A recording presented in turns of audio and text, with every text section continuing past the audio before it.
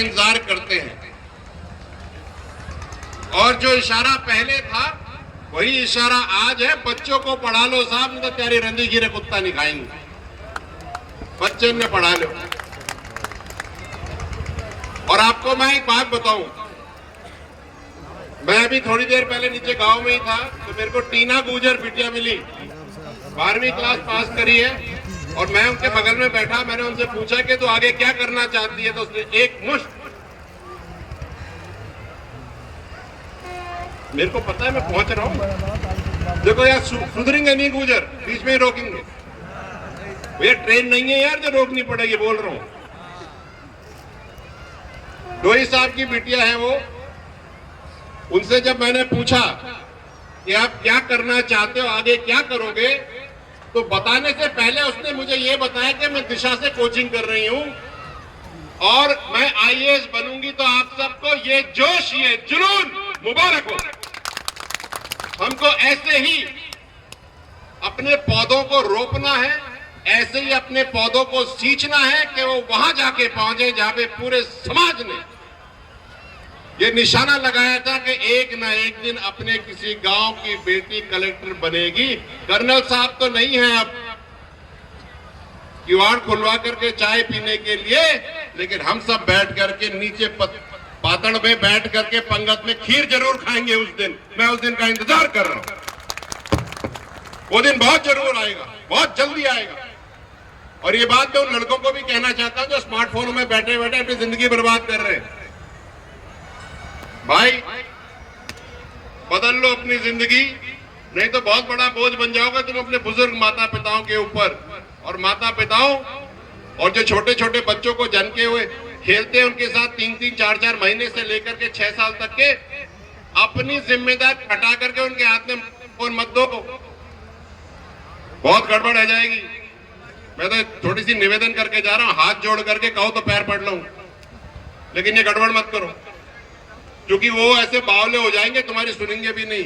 होनन ते दूर किताबन के भीतर, ये है हमारी जिंदगी। एमएलए साहब ने कहा बड़ी अच्छी बात कि मैं समाज के साथ हूं, तो एमएलए साहब यहाँ आओ, इधर आओ, इधर आओ, इधर इधर आओ, हम भी आपके साथ हैं। और ये बात मैं कह दूं कि काऊ सत्ता में होवे या नहीं होवे, लट तो जोर को मार ही देंगे भैया। और चलाने की जरूरत ना पड़े, दिखाने से ही काम हो जाए, तो बामनवास का सुधार पक्का है साहब। तो आप सब एक चीज को ध्यान रख लें, गलत का साथ देना नहीं और सही का साथ छोड़ना नहीं। हमारी सारी गंगा इसी में बह जाएगी। मैं आपके साथ ऐसे खड़ा रहूंगा दीवार की तरह, आधी रात को हेला देंगे जो भैया ठाड़ो मिलूंगा, गाऊंगा खाऊं नहीं। और एक बात और, बात चल रही थी कि हमें आगे करना क्या है। मैं आपको एक बात बताऊं, मेरे को इतनी खुशी हुई, कल मैं टॉक में था, कल मैं वहीं पे यही बात कर रहा था कि अभी आप लोगों के और समाज के आशीर्वाद से कहीं ना कहीं तो पहुंचे, तो कम से कम डिजाइन लिखने लायक तो बन गए। तो आजकल ये जो ट्रांसफर पोस्टिंग के डिजायर आ रहे हैं ना, मेरे को इस बात की बहुत खुशी है आपको बताते हुए कि जो छुपे हुए सरकारी नौकर है ना, जो हमें दिखते नहीं 15-20 हजार, वो आजकल खूब सारे आ रहे हैं। डिजायर लिखने में हमको छाती चौड़ी हो जाती है जब कोई गुजर आके बोलता है कि साहब मेरा डिजायर कर दो, मैं एएन हूं। कितना मजा आता है, क्या बढ़िया काम। आप सरकारी सेवाओं में, अभी आयुर्वेद की नौकरी लगी थी, करीब मेरे ख्याल से 22-24 निकले थे उसमें। आपके आरएएस भरे पड़े, आपके सब इंस्पेक्टर भरे पड़े, कांस्टेबलों की तो कमी नहीं है। और गुजर तो ऐसे फलांग लगा चढ़ाए कि पहले तो फिजिकल होती थी, अब उन्होंने कहा पहले रिटर्न करो, ने फिजिकल में सारे गुजर ले जा रहे हैं, वो बदल दिया। लेकिन एक बात है जो रह जाती है प्लीज, कि मैं और आपसे मैं अपने दिल की बात कर रहा हूं।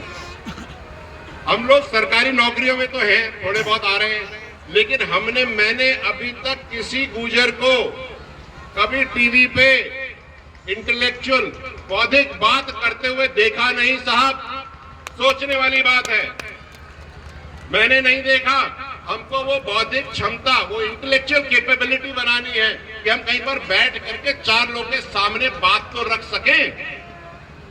क्या सारी बात मैं ही रखूंगा? क्या सारी बात मुरली रखेगा? या सारी बात आप सब रखेंगे? हम सबको अपनी बात रखनी है। और एक बात और, जो राजनीति कर रहे हैं मैं उन सबके कहना चाहता हूं, हमारे पास एक बहुत बड़ी कमी है राजनीतिक तौर से, जो मैंने पिछले 5 साल में सीखी है और देखी है और समझी है।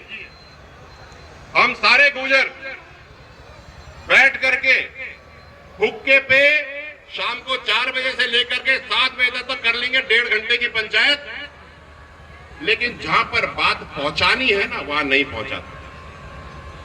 किसी के हम पीछे रह जाते हैं। हमको यहां से निकल करके वहां पहुंचना है जहां पर बात पहुंचती है, पहुंचाई जाती है। इसको लॉबिंग कहते हैं।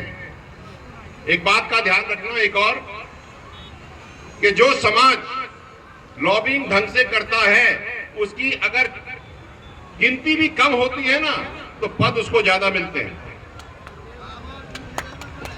मेरी बात आप समझिए ध्यान से, कि जिसके पास लॉबिंग की क्षमता है वो आपके पदों पे आसीन रहते हैं, क्योंकि उनको अपने लोगों को आगे खींचते हैं, बढ़ाते हैं। और हमारे ज्यादा वेट करते हैं कि थोड़ा सा बड्डो है जाए तो खींच पटक दो यार। कब सुधरोगे? जो आदमी आगे बढ़ रहा है उसको धक्का दो कि 2 फलांग और आगे बढ़े, तब तो जाकर के अपना समाज आगे पहुंचेगा। कोई आदमी आगे बढ़े, उसको खींचो मत।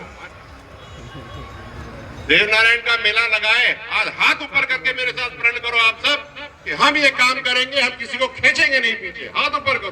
मैं जानना चाहता हूं कि तुम मेरी बात समझ रहे हो कि नहीं, कि हम किसी को पीछे नहीं खींचेंगे। पूरे समाज के हर एक व्यक्ति को आगे धकेलेंगे, जितना आगे जाए, चाहे किसी भी संगठन का हो, कहीं का भी हो, आगे बढ़ाना, चाहे बच्ची हो चाहे बच्चा हो। मेरा तो ये निवेदन है आपसे साहब। और एक बात आखिरी,